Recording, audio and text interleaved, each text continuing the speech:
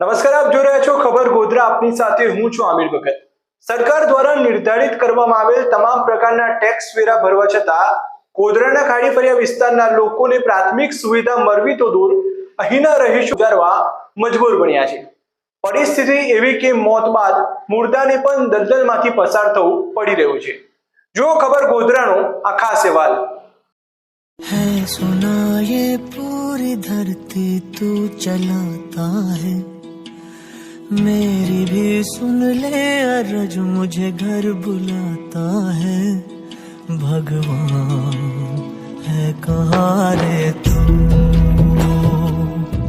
है खुदा है कहाँ रे तू.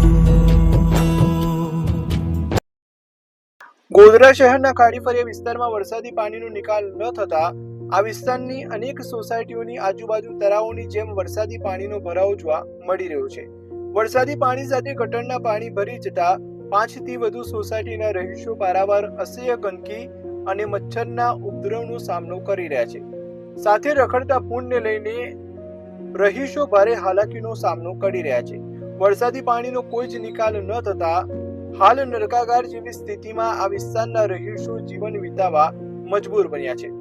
હાલમાં વિસ્તારમાં રોગચાળાએ માથું ઉચક્યું છે અને ઘરે ઘરે માંદગીના ખાટલા વચ્ચે 2 બાળકોના મોત થયા હોવાનું પણ સ્થાનિકો જણાવી રહ્યા છે.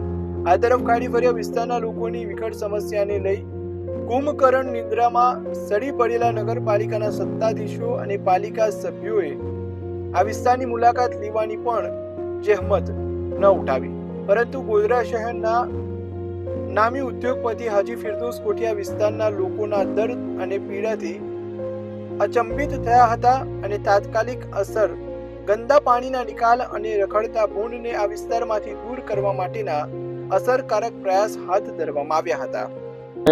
સોસાયટીઓમાં ને એમાં પાણી ભરાયેલું હોય છે. અમે વારંવાર અરજીને બધું કમ્પ્લેન કરી છે પણ કોઈ સુનવાઈ નથી.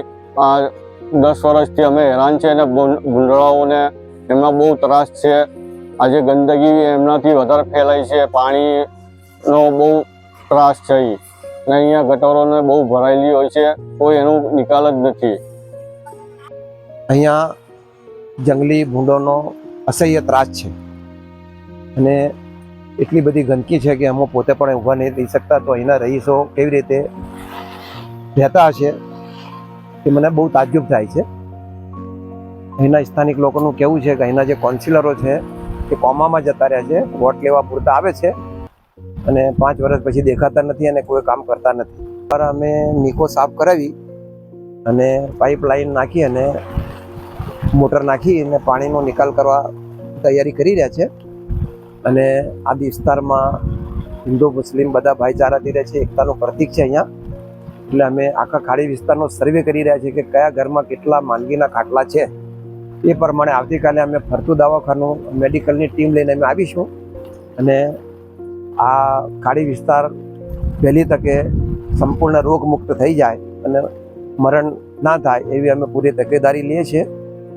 અને અમે પ્રશાસનને અપીલ કરીએ છીએ કે અમારા કામમાં પ્રશાસન અમને સહકાર આપે, નગરપાલિકા બી આગળ આવે અને ત્યાં 4 કાઉન્સિલરોના વિરુદ્ધ અહીંયા જે માહોલ બનેલો છે તે લોકો બી આવીને માફી તાફી કરી અને આગળનું કામ કરે એવી મારી અપીલ છે. ખાડી ફળિયા વિસ્તારની અંદર ચિત્રા ખાડી જે કહેવાય છે ત્યાં નગરપાલિકા દ્વારા પાણીના નિકાલ માટે ડ્રેનેજ લાઈન નાખવામાં આવી છે. તે સેન્ટ આર્નોલ્ડથી લઈને બામૈયા ચોકડી સુધી એક મેઇન લાઈન નાખવામાં આવી છે.